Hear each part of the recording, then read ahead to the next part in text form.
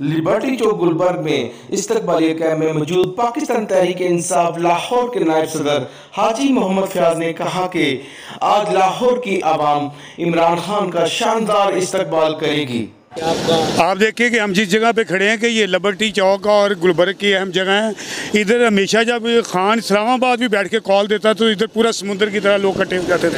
तो अब तो इंशाल्लाह ताला खान साहब खुद तशरीफ ला रहे हैं। आप देखेंगे पूरा लाहौर निकलेगा और ये एक यादगार जलसा होगा और इसको बहुत अरसे तक इसको याद रखा जाएगा। इंशाल्लाह ताला बहुत बड़ी गैदरिंग होगी और खान साहब खुद तशरीफ लाएंगे तो पूरा लाहौर इधर आएगा। जी मैं पूरा लाहौर तो है, मेरा जहाँ तक आइडिया है गुजरावाला फैसलाबाद कुछ वहाँ से भी लोग आए। नहीं जी, लोग तो आप देखेंगे पूरे पाकिस्तान से आ सकते हैं, किसी को हम मना तो नहीं कर सकते, लेकिन ये लाहौर का इवेंट है और बाहर PTI का चाहे वो पेशावर से है, चाहे वो कोयटा से है, चाहे वो कराची से है, मोस्ट वेलकम। हमें बड़ी खुशी होगी कि वो हमारे साथ आके इस इवेंट में शामिल होंगे। आगे सिटी पे हमने जाके इंटरव्यू किया तो उन्होंने बताया कि हम लाहौर जा रहे हैं। हाँ जी, भरपूर तरीके से अपने कायद को वेलकम करने के लिए जा रहे हैं। जी जी, अपने कायद के साथ। हाँ जी, आप कोई अच्छा सा मैसेज आवाम को पैगाम?